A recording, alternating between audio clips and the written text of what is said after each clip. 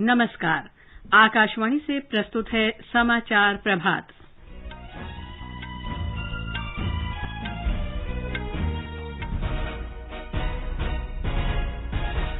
वित्त मंत्रालय ने 20 राज्यों को खुले बाजार से उधारी के जरिए 68,000 करोड़ रुपए से अधिक राशि जुटाने की मंजूरी दी।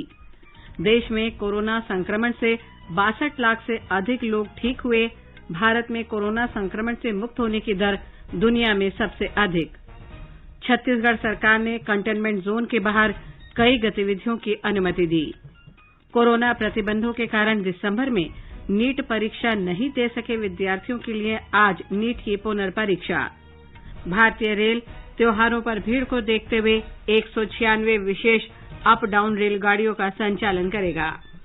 जर्मनी ने ग्रीस और साइप्रस के बीच तनाव पैदा करने और एकतरफा कार्रवाई के लिए तुर्की की आलोचना की। और आईपीएल क्रिकेट में चेन्नई सुपर किंग्स ने सनराइजर्स हैदराबाद को हराया।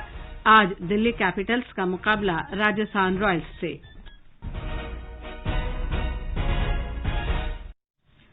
समाचार प्रभात में सिद्धार्थ सिंह के साथ मैं लवली निगम।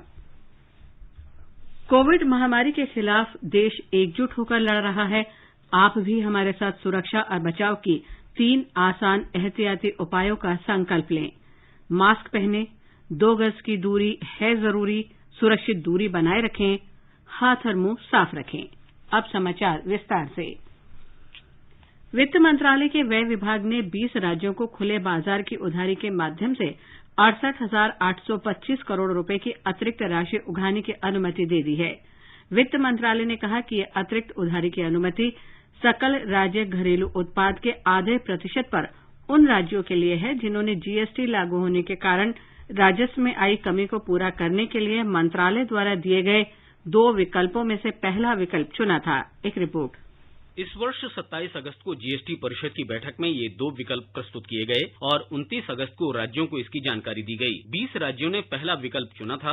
8 राज्यों ने अभी विकल्प नहीं चुना है। जिन राज्यों ने पहला विकल्प चुना है उन्हें वित्त मंत्रालय की विशेष व्यवस्था का लाभ होगा। इसमें राजस्व की कमी को उधारी से पूरा किया जा सकता है। इस मद में राज्यों को हुई कुल राजस्व हानि लगभग 1,10,000 करोड़ रुपए है। कोविड महामारी को देखते हुए सरकार द्वारा सुधारों की गति में छूट देने के उद्देश्य से 2% अतिरिक्त उधारी में से आधे प्रतिशत के अंतिम भुगतान की अनुमति दी गई है। व्यय विभाग ने इस वर्ष 17 मई को राज्यों के सकल घरेलू उत्पाद के 2% तक की अतिरिक्त उधारी सीमा की अनुमति दी थी।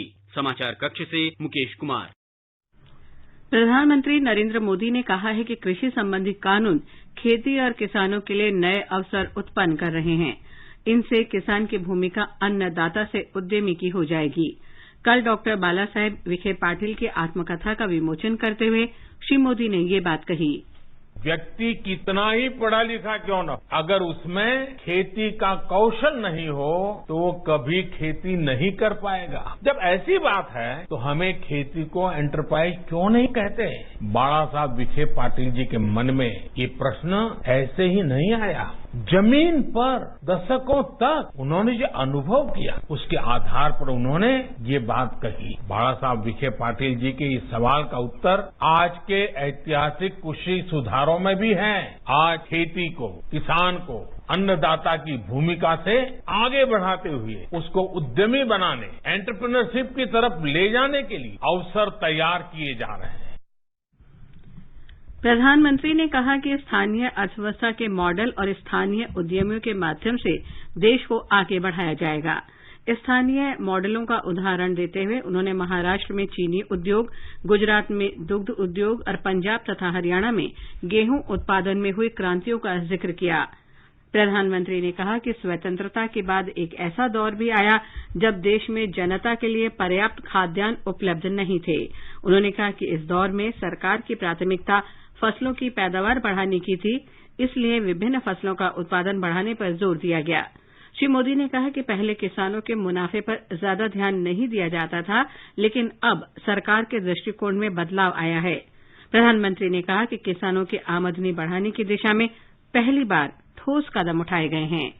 देश ने पहली बार किसान की आय की चिंता की है, उसकी आय बढ़ाने के लिए निरंतर प्रयास किया है। चाहे वो एमएसपी को लागू करने, एमएसपी को बढ़ाने का फैसला हो, यूरिया की नीम कोटिंग हो, बेहतर फसल बीमा हो, सरकार ने किसानों की हर छोटी छोटी दिक्कतों को दूर करने का प्रयास किया है। सरकार ने कहा है कि देश में इस समय कोविड से स्वस्थ होने वाले लोगों की संख्या 62 लाख से अधिक है। ये दुनिया में सबसे अधिक है। भारत में कोविड से स्वस्थ होने वालों की दर विश्व में सबसे अधिक 86.78% है। स्वास्थ्य सचिव राजेश भूषण ने बताया कि भारत में रोगियों की संख्या में लगातार गिरावट जारी है। एक्टिव केसेस की संख्या में भी लगातार गिरावट देखी जा रही है। सितंबर के मध्य में ये 10 लाख से अधिक एक्टिव केसेस देश में थे। उसके बाद लगातार ये कम होते गए और 9,62,000 हुए और अब घटकर 8,38,000 हो गए हैं। और ये ट्रेंड जो डिक्लाइन का है, ये अब एक कंसिस्टेंट ट्रेंड के रूप में उभर रहा है। स्वास्थ्य सचिव ने बताया कि देश के 14 राज्यों और केंद्र शासित प्रदेशों में राष्ट्रीय औसत से प्रति 10 लाख आबादी पर अधिक परीक्षण किए गए। यहां कोरोना के पॉजिटिव मामलों की दर भी राष्ट्रीय औसत से कम है।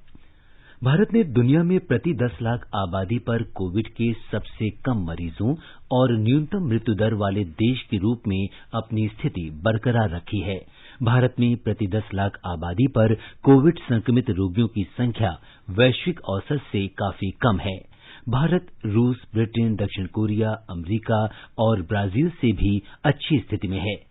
भारत में प्रति 10 लाख आबादी पर कोविड से मृतकों की संख्या 79 है, जबकि इसका विश्व का औसत 138 है। स्वास्थ्य मंत्री डॉक्टर हर्षवर्धन ने कहा है कि भारत में संक्रमण से ठीक होने वालों की दर विश्व में सर्वाधिक 86.78% है, जबकि मृत्यु दर भी सबसे कम 1.53% है।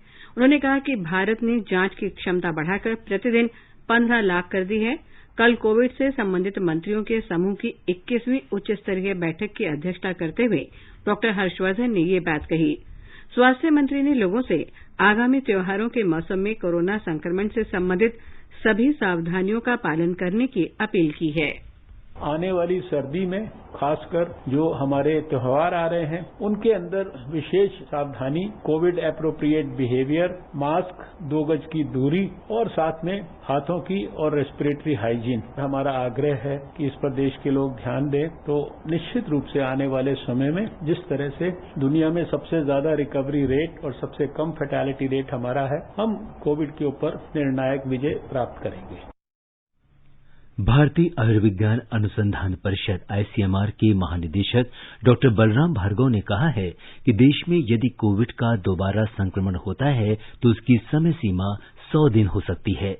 इस सिलसिले में एक अध्ययन के बारे में डॉक्टर भार्गव ने कहा कि शरीर में एंटीबॉडी के 4 महीने तक जीवित रहने की संभावना होती है। इससे पहले आईसीएमआर ने कोविड के दोबारा संक्रमण के वास्तविक संकट के सिलसिले में किए जाने वाले अध्ययन के बारे में बताया था और कहा था कि इसका परिणाम 2 सप्ताह में आ सकता है। कोविड के दोबारा संक्रमण की समस्या का सबसे पहले हांगकांग में पता चला था। छत्तीसगढ़ सरकार ने कंटेनमेंट जोन से बाहर सामाजिक, धार्मिक, राजनीतिक, मनोरंजन और खेल गतिविधियां आयोजित करने की अनुमति दे दी है। ब्यौरा हमारे संवाददाता से। आयोजित किए जाने वाले कार्यक्रमों में वही व्यक्ति भाग ले सकेंगे जिन्होंने फेस मास्क पहना होगा। आयोजकों को आयोजन स्थल पर साबुन, पानी और सैनिटाइजर की व्यवस्था करनी होगी। साथ ही कार्यक्रम के दौरान शामिल होने वाले व्यक्तियों के बीच सुरक्षित दूरी का पालन भी करवाना होगा। इन कार्यक्रमों में उन व्यक्तियों को ही शामिल होने की अनुमति दी जाएगी जिनमें कोरोना के लक्षण नहीं होंगे। इस बीच छत्तीसगढ़ में कोरोना सघन सामुदायिक सर्वे अभियान के तहत अब तक लगभग 56 लाख घरों में सर्वे किया जा चुका है। इस दौरान कोरोना संक्रमण से मिलते जुलते लक्षणों वाले 1,16,000 से अधिक मरीजों की पहचान की गई है। इस सर्वे अभियान के तहत स्वास्थ्य विभाग द्वारा राज्य के ग्रामीण और शहरी इलाकों में घर घर जाकर कोरोना संक्रमित मरीजों की पहचान के लिए जरूरी जानकारियां जुटाई जा रही हैं। आकाशवाणी समाचार के लिए रायपुर से मैं विकल्प शुक्ला।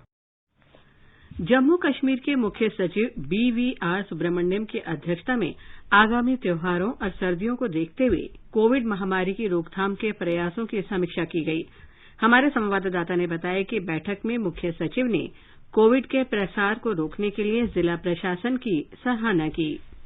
मुख्य सचिव ने सभी उपायुक्तों से कहा है कि वे प्रतिदिन कोविड-19 परीक्षण दर में वृद्धि को सुनिश्चित करें। उन्होंने कहा कि सर्दी के मौसम में जब इन्फ्लुएंजा जैसी बीमारी और गंभीर तीव्र श्वसन संक्रमण व्यापक होते हैं तो कोविड-19 के लिए सभी कमजोर वर्गों का परीक्षण करना और उसके प्रकोप को रोकना सर्वोपरि होगा। त्योहारों के आगामी सीजन के दौरान परीक्षण के बारे में नागरिक प्रशासन और स्वास्थ्य विभाग को उच्च प्रभाव वाले क्षेत्रों से बड़े पैमाने पर नमूने एकत्रित करने के लिए कहा गया है, जिसमें बाजार, कार्यालय, बैंक, विश्वविद्यालय, कॉलेज, स्वास्थ्य संस्थान और आवासीय कॉलोनियां शामिल हैं। स्वास्थ्य और चिकित्सा शिक्षा विभाग को अपनी संक्रमण दर का आकलन करने के लिए श्रीनगर शहर का एक सीरोलॉजिकल सर्वेक्षण करने के लिए भी कहा गया है। आकाशवाणी समाचार के लिए श्रीनगर से मैं सुनील कौल। कर्नाटक में कोरोना रोगियों की संख्या 7,26,106 हो गई है। राज्य में अब तक 6,02,505 रोगी कोरोना से स्वस्थ हो चुके हैं। स्वस्थ होने की दर लगभग 82% है। एक रिपोर्ट। तमिलनाडु में कोविड के नए रोगियों की संख्या में लगातार दूसरे दिन गिरावट आई। इस बीच राज्य के स्वास्थ्य विभाग के प्रधान सचिव डॉक्टर जे राधाकृष्णन ने कहा कि अस्पतालों में ऑक्सीजन की कोई कमी नहीं है। मदुरई में कल अस्पतालों के सुविधाओं की समीक्षा करने के बाद राज्य स्वास्थ्य विभाग के प्रधान सचिव डॉक्टर जे राधाकृष्णन ने कहा कि अस्पतालों में भर्ती मरीजों के लिए एक दिन में 190 मीट्रिक टन तरल ऑक्सीजन की आपूर्ति का आकलन किया गया है। हालांकि इसका भंडार 1000 मीट्रिक टन जो वास्तविक मांग से 5 गुना अधिक है। उन्होंने कहा है कि राज्य में 19 जिलों में कोरोना संक्रमण की दर 5% से कम हो गई है। उन्होंने कहा है कि मदुरई में लगभग 600 बिस्तर खाली हो गए हैं। इस बीच तमिलनाडु ने RT-PCR किट का उपयोग करके लगभग 85 लाख नमूना के परीक्षण का नया रिकॉर्ड बनाया है। जय सिंह, आकाशवाणी समाचार, चेन्नई। ये समाचार आकाशवाणी से प्रसारित किए जा रहे हैं। अरे भाई, सुना तुमने? अरे इस मुश्किल समय में सरकार ने हम कामगारों की मदद के लिए एक और बड़ा कदम उठाया है। कौन सा कदम? पात्रता के नियमों में छूट के साथ ESIC ने अटल बीमित व्यक्ति कल्याण योजना के तहत मिलने वाली राहत राशि को बढ़ाकर दुगना कर दिया है। हाँ, अच्छा। पात्रता की शर्तों को पूरा करने वाले जरूरतमंद बीमित व्यक्ति राहत के लिए ऑनलाइन दावा www.esic.in पर करें। अधिक जानकारी के लिए अपने नजदीकी ESIC शाखा कार्यालय से संपर्क करें या फिर टोल फ्री नंबर 1800-112526 पर कॉल करें। चिंता से मुक्ति। आकाशवाणी का समाचार सेवा प्रभाग आपके लिए लेकर आता है एम्प्लॉयमेंट न्यूज।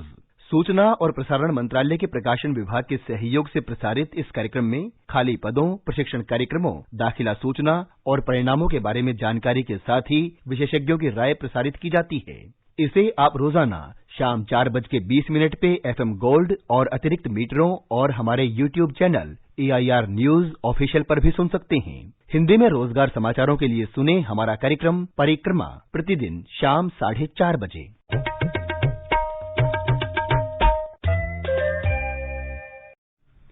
समाचार प्रभात में आपका फिर स्वागत है। आगे बढ़ने से पहले एक नजर मुख्य समाचारों पर। वित्त मंत्रालय ने 20 राज्यों को खुले बाजार से उधारी के जरिए 68,000 करोड़ रुपए से अधिक राशि जुटाने की मंजूरी दी। देश में कोरोना संक्रमण से 62 लाख से अधिक लोग ठीक हुए। भारत में कोरोना संक्रमण से मुक्त होने की दर दुनिया में सबसे अधिक। छत्तीसगढ़ सरकार ने कंटेनमेंट जोन के बाहर कई गतिविधियों की अनुमति दी। कोरोना प्रतिबंधों के कारण सितंबर में नीट परीक्षा नहीं दे सके विद्यार्थियों के लिए आज नीट की पुनर्परीक्षा। भारतीय रेल त्योहारों पर भीड़ को देखते हुए 196 विशेष अप डाउन रेलगाड़ियों का संचालन करेगा। जर्मनी ने ग्रीस और साइप्रस के बीच तनाव पैदा करने और एकतरफा कार्रवाई के लिए तुर्की की आलोचना की। और IPL क्रिकेट में चेन्नई सुपर किंग्स ने सनराइजर्स हैदराबाद को हराया। आज दिल्ली कैपिटल्स का मुकाबला राजस्थान रॉयल्स से। चलो मिलकर एक शुरुआत करें, चलो एक फैसला आज करें। मास्क नहीं तो टोकेंगे, कोरोना को रोकेंगे। चलो एक इरादा करते हैं, चलो कुछ वादा करते हैं, मास्क नहीं तो टोकेंगे, कोरोना को रोकेंगे। राष्ट्रीय पात्रता सह प्रवेश परीक्षा नीट आज उन विद्यार्थियों के लिए फिर आयोजित की जा रही है जो पिछले महीने हुई परीक्षा में कोविड प्रतिबंधों के कारण शामिल नहीं हो सके थे। पुनर्परीक्षा आज दिन में 2 बजे और शाम 5 बजे आयोजित की जाएगी। उच्चतम न्यायालय के निर्देश पर राष्ट्रीय परीक्षा एजेंसी एनटीए ने पुनर्परीक्षा का आयोजन किया है। 13 सितंबर और आज आयोजित परीक्षा का संयुक्त परिणाम 16 अक्टूबर को घोषित किया जाएगा। जो विद्यार्थी कोरोना पॉजिटिव होने के कारण या कंटेनमेंट जोन में होने के कारण 13 सितंबर को परीक्षा नहीं दे पाए थे, वो आज की परीक्षा में शामिल हो सकते हैं। नीट स्नातक चिकित्सा और सहयोगी पाठ्यक्रमों में प्रवेश के लिए राष्ट्रीय स्तर की प्रवेश परीक्षा है। इंजीनियरिंग कॉलेजों में दाखिले के लिए जेईई एडवांस परीक्षा 2020 में जो उम्मीदवार कोविड-19 से संक्रमित होने के कारण शामिल नहीं हो पाए थे, वो अगले वर्ष इसे फिर दे सकते हैं। भारतीय प्रौद्योगिकी संस्थानों के संयुक्त प्रवेश बोर्ड ने कल एक बैठक में कोविड से ग्रस्त होने पर दाखिला परीक्षा में शामिल न हो पाने वाले उम्मीदवारों को एक और अतिरिक्त प्रयास की अनुमति देने का फैसला किया है। संयुक्त प्रवेश बोर्ड ने यह भी निर्णय लिया कि इन उम्मीदवारों को जेईई मुख्य परीक्षा 2021 पास नहीं करनी होगी और उन्हें 2020 के जेईई एडवांस परीक्षा के लिए सफल पंजीकरण के आधार पर ही 2021 के जेईई एडवांस में सीधे शामिल होने की अनुमति होगी। रेल मंत्रालय ने त्योहारों के दौरान संभावित भीड़भाड़ को देखते हुए 196 जोड़ी त्योहार विशेष रेलगाड़ियों को चलाने का फैसला किया है। ये विशेष रेलगाड़ियां इस महीने की 20 तारीख से 30 नवंबर के बीच संचालित की जाएंगी। रेल मंत्रालय ने कहा है कि इन त्योहार विशेष रेलगाड़ियों का किराया मौजूदा विशेष रेलगाड़ियों के किराए के बराबर होगा। रेल मंत्रालय का कहना है कि आंचलिक रेलवे इस तरह की रेलगाड़ियों की समय सारणी को पहले से अधिसूचित करेंगे। त्योहार विशेष रेलगाड़ियों में से कुछ का संचालन रोजाना होगा, वहीं कुछ रेलगाड़ियां सप्ताह में निर्धारित दिनों में चलेंगी। बिहार में वर्चुअल रैलियों के बाद अब जनसभाओं के रूप में भी चुनाव प्रचार गति पकड़ने लगा है। कोविड महामारी के कारण अभी तक कुछ ही जनसभाओं का आयोजन हुआ था, लेकिन अब इनकी संख्या बढ़ रही है। भारतीय जनता दल के वरिष्ठ नेता भूपेन्द्र यादव और सुशील कुमार मोदी ने राष्ट्रीय जनतांत्रिक गठबंधन के उम्मीदवारों के समर्थन में कई रैलियों को संबोधित किया, जबकि भाजपा के राष्ट्रीय अध्यक्ष जगत प्रकाश नड्डा की चुनावी रैलियां 15 और 16 अक्टूबर को होने वाली हैं। जनता दल यूनाइटेड के स्टार प्रचारक मुख्यमंत्री नीतीश कुमार वर्चुअल रैलियों के माध्यम से अलग अलग क्षेत्रों में चुनाव प्रचार में जुटे हैं। महागठबंधन ने अभी तक औपचारिक रूप से चुनाव प्रचार शुरू नहीं किया है। भाजपा की सहयोगी विकासशील इंसान पार्टी ने बनियापुर और सुगौली विधानसभा क्षेत्रों से अपने उम्मीदवारों की घोषणा कर दी है। वहीं लोक जनशक्ति पार्टी के राघोपुर, भागलपुर और रोसड़ा क्षेत्रों से प्रत्याशियों के नामों की घोषणा की है। पार्टी अध्यक्ष चिराग पासवान के चचेरे भाई कृष्णा राज रोसड़ा सीट से चुनाव लड़ेंगे।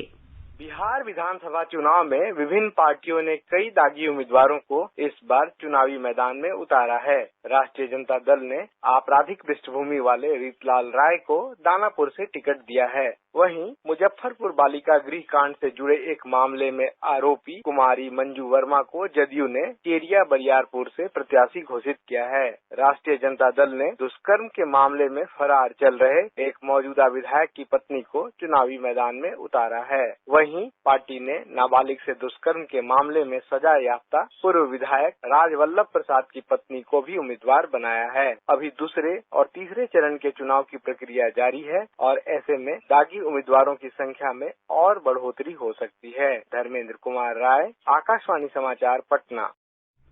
निर्वाचन आयोग ने उत्तर प्रदेश और उत्तराखंड की राज्यसभा की 11 सीटों के लिए चुनाव की घोषणा कर दी है। मतदान 9 नवंबर को होगा। केंद्रीय मंत्री हरदीप सिंह पुरी, भारतीय जनता पार्टी के अरुण सिंह, समाजवादी पार्टी के रामगोपाल यादव, कांग्रेस के राज बब्बर और बहुजन समाज पार्टी के वीर सिंह सहित 11 सदस्यों का कार्यकाल इस वर्ष नवंबर महीने में समाप्त हो रहा है। चुनाव की अधिसूचना इस महीने की 20 तारीख को जारी की जाएगी।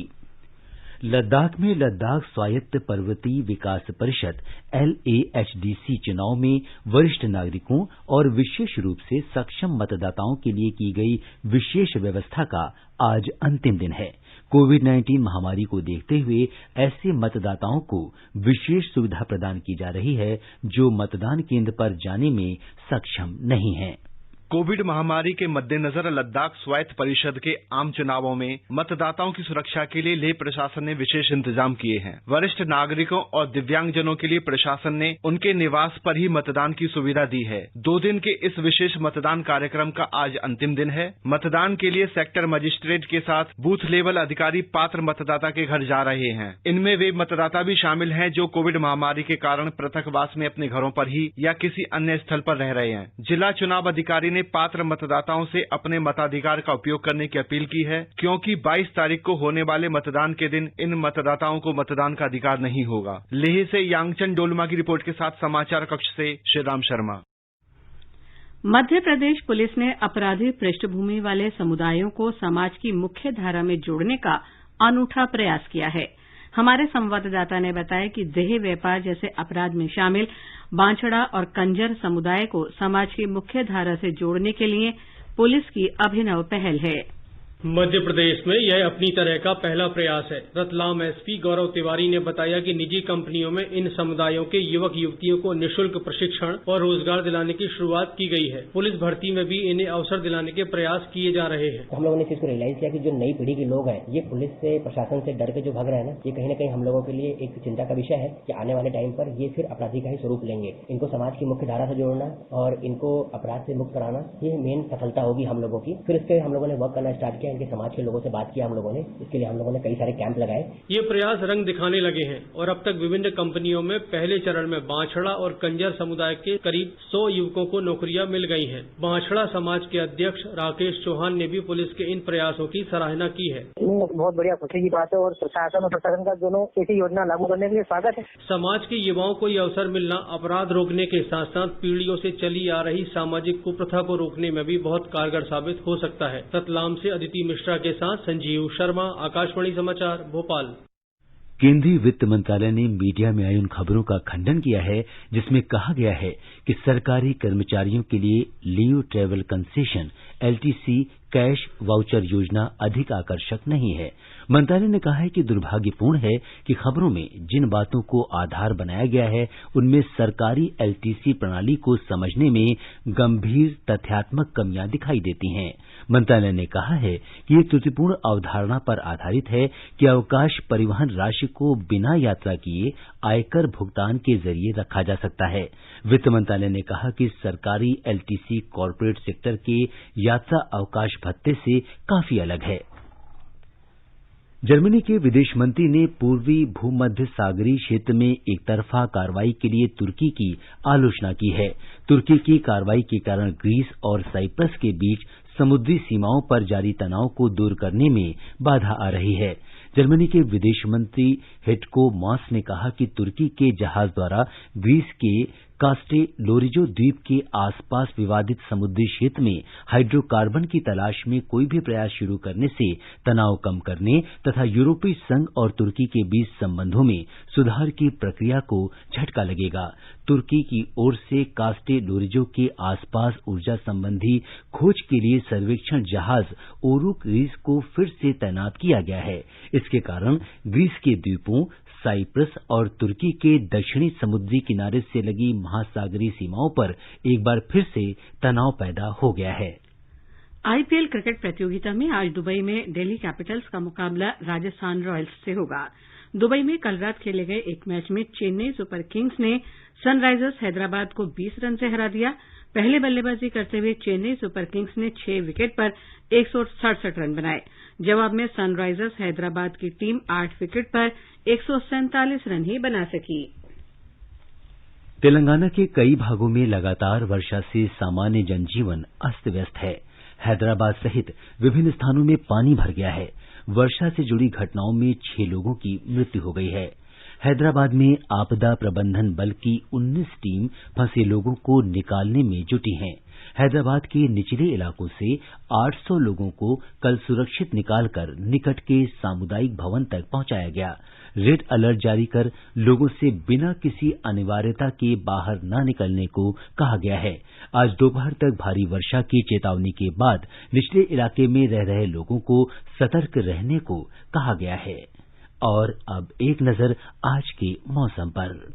राष्ट्रीय राजधानी दिल्ली में आज आसमान साफ रहेगा। अधिकतम तापमान 35 डिग्री सेल्सियस रहने की उम्मीद है। मुंबई में आंशिक रूप से बादल छाए रहेंगे। दोपहर या शाम तक घने बादल घिरने के आसार है। गरज के साथ वर्षा हो सकती है और ओले भी पड़ सकते हैं। चेन्नई में बादल छाए रहने और हल्की वर्षा का अनुमान है। कोलकाता में गरज के साथ वर्षा का अनुमान है। जम्मू कश्मीर के जम्मू में अधिकतम तापमान 34 डिग्री सेल्सियस तक जा सकता है। शहर में मुख्य तौर पर आसमान साफ रहेगा। श्रीनगर में शाम तक आंशिक रूप से बादल घिरेंगे। अधिकतम 26 डिग्री सेल्सियस रहने की उम्मीद है। तापमान लद्दाख में आसमान साफ रहेगा। दोपहर बाद या शाम तक बादल घिर सकते हैं। लेह में अधिकतम तापमान 21 डिग्री सेल्सियस रहने के आसार हैं। गिलगित में आसमान साफ रहेगा। दोपहर बाद या शाम तक बादल घिर सकते हैं। तापमान 9 डिग्री और 26 डिग्री सेल्सियस के बीच रहेगा। मुजफ्फराबाद में तापमान 13 से 32 डिग्री सेल्सियस के बीच रहेगा। गुवाहाटी में आंशिक रूप से बादल छाए रहेंगे। गरज के साथ वर्षा भी हो सकती है। समाचार कक्ष से गौरव राघव।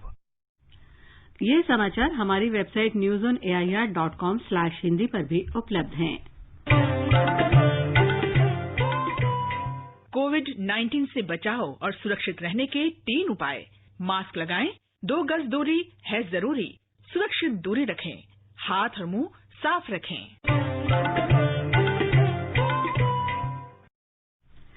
और अब आज के समाचार पत्रों की सुर्खियों के साथ हैं सिद्धार्थ सिंह। धन्यवाद लवलीन। अखबारों ने आज अलग अलग खबरों को प्रमुखता दी है। हिन्दुस्तान ने उम्मीद शीर्षक से लिखा है, कोरोना से जंग जीतने की तरफ बढ़ा देश। पत्र लिखता है, 3 हफ्ते बाद सक्रिय मामलों में रिकॉर्ड कमी। दैनिक भास्कर ने केंद्रीय स्वास्थ्य मंत्री डॉक्टर हर्षवर्धन के इस बयान को प्रमुखता दी है कि नए साल की शुरुआत में देश में 1 से ज्यादा वैक्सीन होंगी। राजस्थान पत्रिका की पहली खबर है, महामारी को मात, कोरोना से जीत, घर पहुंची 62 लाख जिंदगियां। कोरोना संक्रमण के कारण जो छात्र इस बार जेईई एडवांस परीक्षा नहीं दे सके हैं, उन्हें अगले वर्ष एक और मौका मिलेगा। संयुक्त दाखिला बोर्ड की ये जानकारी अमर उजाला सहित लगभग सभी अखबारों में है। जनसत्ता की पहली खबर है, भारत और चीन के बीच 7वें दौर की सैन्य वार्ता सकारात्मक रही। दोनों पक्ष मतभेदों को विवादों में न बदलने के आपसी समझ को क्रियान्वित करने पर सहमत हुए। हिन्दुस्तान की खबर है, दोनों देशों ने संयुक्त वक्तव्य में कहा, संवाद प्रक्रिया जारी रहेगी। राष्ट्रीय सहारा ने प्रधानमंत्री नरेंद्र मोदी के इन शब्दों को प्रमुखता से दिया है कि किसानों को अन्नदाता से उद्यमी बनाने का हो रहा है प्रयास। गृह राज्य मंत्री किशन रेड्डी ने किया नई प्रणाली का उद्घाटन शीर्षक से हरभूमि ने लिखा है, अपराधों पर अंकुश लगाने में मदद करेगी ई साइबर लैब। सोशल मीडिया पर लागू हो उम्र की बंदिश, राजस्थान पत्रिका में प्रमुखता से है। पत्र ने लिखा है कि फेक प्रोफाइल को लेकर याचिका पर सुप्रीम कोर्ट ने सरकार से मांगा जवाब। पीपुल्स डेमोक्रेटिक पार्टी की प्रमुख महबूबा मुफ्ती के करीब 14 महीने बाद हिरासत से रिहा होने की खबर अमर उजाला सहित सभी अखबारों में है। नवभारत टाइम्स की खबर है, इस मौसम में पहली बार दिल्ली एनसीआर में हवा बेहद खराब। राष्ट्रीय सहारा लिखता है, दम घोटू होने लगी एनसीआर की हवा, पंजाब, हरियाणा और पाकिस्तान के नजदीकी क्षेत्रों में पराली जलाने का पड़ा असर। त्योहारों पर 196 जोड़ी विशेष ट्रेन चलाएगा रेलवे। शीर्षक से हिन्दुस्तान ने लिखा है कि 20 अक्टूबर से 30 नवंबर तक चलेंगी अतिरिक्त रेलगाड़ियां। दैनिक भास्कर ने इसे दशहरा और दीपावली के फेस्टिव सीजन में यात्रियों को रेलवे की बड़ी सौगात बताया है। और अंत में मुख्य समाचार एक बार फिर। वित्त मंत्रालय ने 20 राज्यों को खुले बाजार से उधारी के जरिए 68,000 करोड़ रुपए से अधिक राशि जुटाने की मंजूरी दी। देश में कोरोना संक्रमण से 62 लाख से अधिक लोग ठीक हुए। भारत में कोरोना संक्रमण से मुक्त होने की दर दुनिया में सबसे अधिक। छत्तीसगढ़ सरकार ने कंटेनमेंट जोन के बाहर कई गतिविधियों की अनुमति दी। कोरोना प्रतिबंधों के कारण सितंबर में नीट परीक्षा नहीं दे सके विद्यार्थियों के लिए आज नीट की पुनर्परीक्षा। भारतीय रेल त्योहारों पर भीड़ को देखते हुए 196 विशेष अप डाउन रेलगाड़ियों का संचालन करेगा। और आईपीएल क्रिकेट में चेन्नई सुपर किंग्स ने सनराइजर्स हैदराबाद को हराया। आज दिल्ली कैपिटल्स का मुकाबला राजस्थान रॉयल्स से। इसके साथ ही समाचार प्रभात का ये अंक समाप्त हुआ। नमस्कार।